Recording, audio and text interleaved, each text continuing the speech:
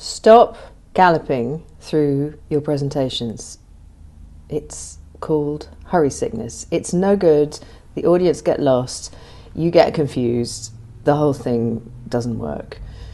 The reason we get into hurry sickness as speakers is two things. We cram too much content in.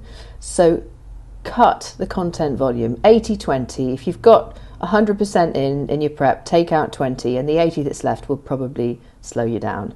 Secondly, stop going at your brain's pace and go at the audience's pace, because they haven't heard it before. So like a good actor, imagine that you have never said this before, you've never thought about this before, and go at that pace. And that will be the end of hurry sickness. Your audience will thank you. My new masterclass is free. It will talk you through a system to slow you down. Link in bio. Enjoy.